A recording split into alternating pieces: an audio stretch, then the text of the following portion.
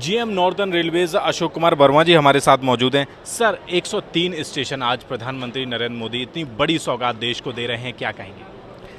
नहीं, भारतीय रेलवे के लिए एक बड़ा ही गौरवपूर्ण दिन है। अमृत भारत स्टेशन स्कीम जब लाए थे और उसमें करीब 1250 स्टेशनों पे जो काम शुरू हुआ, उसके अलावा करीब 100 स्टेशन ऐसे जो बड़े स्टेशन हैं जहाँ बड़े रेल के प्रोजेक्ट होने, लेकिन जो मीडियम और छोटे साइज़ के स्टेशन थे वहाँ एक नेगलेक्ट रहता था, बहुत बार उस पर काम नहीं हो पाता था। तो एक सोचा गया कि इन स्टेशनों को इस लेवल पर डेवलप करें कि आगे आने वाले 30-40 सालों के लिए पैसेंजर्स के लिए सुविधाएँ और यहाँ की जो लोकल थीम है, लोकल यहाँ की जो कला है, उसको भी लोगों को दिखाया जाए। उस कड़ी में आज पहला प्रोग्राम हो रहा है जिसमें 103 स्टेशन का प्रधानमंत्री जी देश को समर्पित करेंगे। इसमें नॉर्दर्न रेलवे के 3 स्टेशन हैं, सहारनपुर, बिजनौर और बैजनाथ पपरोला। तो ये हमारा इस लाइन का एक बड़ा इंपॉर्टेंट स्टेशन है, क्योंकि यहाँ पे जो शिव मंदिर है और आसपास हमारे जितने देवी स्थल हैं, उस वजह से इसको पहले किया गया है। और यहाँ जैसा आपने देखा होगा बहुत अच्छा स्टेशन बनाया है, बहुत जैसा हमारा इस पूरे एरिया का थीम है, उस थीम को मेंटेन रखते हुए और सभी आधुनिक सुविधाओं से युक्त, कि आदमी आए तो उसको एक पार्किंग की जगह हो, स्टेशन पर सर्कुलेटिंग एरिया हो, गाड़ी मोड़ने की जगह हो, अंदर उसके बैठने के लिए, इंतजार करने के लिए जो एग्जीक्यूटिव लाउंजेस हैं या वेटिंग रूम्स बनाए गए हैं, टॉयलेट ब्लॉक बहुत अच्छे बनाए गए हैं। आप देखेंगे कि पहले रेलवे में जो टॉयलेट की हालत होती थी, आज हमारे पास जो टॉयलेट ब्लॉक्स हैं, जैसे देश में कहीं भी अच्छी जगह एयरपोर्ट पे आप देखेंगे उस टाइप के हैं। प्लेटफॉर्म बहुत अच्छी तरीके से डेवलप किया गया है, उसके ऊपर पूरी ट्रेन लेंथ में एक बहुत अच्छा शेल्टर बनाया गया है, जिससे कि बारिश का टाइम रहता है या कई बार या मौसम ख़राब होता है। तो ये एक बहुत अच्छा काम हो रहा है और आगे आने वाले समय में बहुत सारे काम और ज़्यादा स्पीड से होंगे। तो दूसरा ये एरिया जो है यहाँ का, आपने देखा होगा कि यहाँ के लोग फ़ौज में बहुत हैं।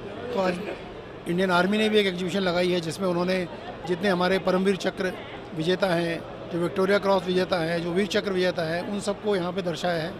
यहाँ पे हमारे स्कूल के बच्चे जिन्होंने इसी थीम के ऊपर काम किया था, जो ऑपरेशन सिंदूर में भारतीय सेना ने जो गौरवशाली उपलब्धि हासिल की, उस थीम को बच्चों को समझाने और जिससे बच्चे उसमें और ध्यान दे के इन्वॉल्व हों और वो इस चीज़ को समझ पाएँ, हमने यहाँ के सारे स्कूलों में कॉम्पिटिशन्स करवाए थे। पेंटिंग कंपटीशन है, स्लोगन कंपटीशन है या वाक विवाद प्रतियोगिता है। तो उन बच्चों को इसके माध्यम से बहुत कुछ सीखने को, देश के बारे में जानने को मिलता है। उन बच्चों को भी हमने आज यहाँ बुलाया है, उनको भी हम यहाँ पर पुरस्कार देंगे। तो ये एक हम सबके लिए भी बहुत एक महत्वपूर्ण दिन है आज। पिछले 10 सालों की बात करें, लगातार बदलाव रेलवेज़ में देखने को मिल रहा है। तो अगर खासकर यहाँ की बात करें तो कुछ और भी स्पेशल ट्रेन या एक्सप्रेस ट्रेन आने वाले समय में जोड़ी जाएंगी? हाँ, ये जो रेलवे लाइन है हमारी पठानकोट से जो जोगेंद्र नगर वाली, ये इस सेक्शन के लिए बड़ी इंपॉर्टेंट लाइन है कि ये पूरे साल इस एरिया को फीड करती है। और जैसा कि आपको मालूम है, हिमालय में रास्ते ब्लॉक रहते हैं, कई बार दिक्कतें होती हैं। तो रेलवे लाइन यहाँ के लोकल लोगों को कनेक्ट करने के लिए, और क्योंकि यहाँ देवी स्थल बहुत सारे हैं, तो जो लोग इस वैली के लोग एक दूसरी जगह जाने के लिए और बाहर के लोग जो यहाँ आने के लिए काम करते हैं। तो इसमें अभी हमारा एक ब्रिज है, वो एक लैंडस्लाइड में बह गया था, तो उसका काम हमारे जून तक पूरा हो जाएगा। तो पठानकोट से अभी 9 किलोमीटर में रेल लाइन नहीं ऑपरेट हो पा रही है। सो अभी हम लोग 4 सर्विसेज ऑपरेट कर रहे हैं यहाँ तक, और इसके आगे 3 सर्विसेज ऑपरेट कर रहे हैं। तो ये बढ़ा के हम करीब 8 सर्विसेज ऑपरेट कर पाएंगे हमारा जून में जब ब्रिज बन जाएगा उसके बाद। इतनी बड़ी सौगात एक ही समय में सर, क्या पहले दी गई या फिर मोदी सरकार में पहली बार हो? देखिए, देश में इस समय जो फोकस इंफ्रास्ट्रक्चर पे है, वैसा फोकस पहले नहीं रहा। क्योंकि इंफ्रास्ट्रक्चर एक ऐसी चीज़ है कि जिसमें आप काम करते हैं तो उसका नतीजा आपको आज ही नहीं मिलता है, उसमें टाइम लगता है। तो बहुत बार ये रहता है कि एक नॉर्मल माइंडसेट रहता है कि हम ऐसा काम करें जो जल्दी से इसका रिजल्ट निकले। लेकिन इंफ्रास्ट्रक्चर में आप काम करेंगे, इसका आगे आने वाले 5 साल, 10 साल, 20 साल में जो देश के ऊपर फ़र्क पड़ेगा, वो एक बहुत महत्वपूर्ण सोच है।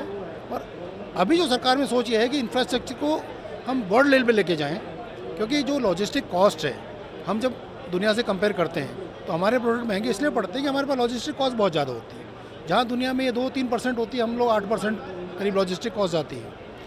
जब जो हमारे यहाँ सामान बनाता है उसकी कॉस्ट कम होगी, उसको अच्छा इंफ्रास्ट्रक्चर मिलेगा, तो पूरी दुनिया में कॉम्पीट करेगा। तो इस फोकस को ध्यान में रखते हुए रेलवेज़, हाईवेज़, एयरपोर्ट्स, पोर्ट्स और पावर सेक्टर, इसमें बहुत काम हो रहा है। और ये जो काम हो रहा है, अगले आने वाले 10 सालों में देश की एक तस्वीर बदल जाएगी, उस तरह का काम हो रहा है। तो ये जो फोकस है, ऐसा फोकस शायद कभी नहीं रहा। बात करने के लिए बहुत बहुत शुक्रिया। कैमरा पर्सन चंद्रशेखर के साथ हिमाचल से हृदय यादव, न्यूज़ पॉइंट।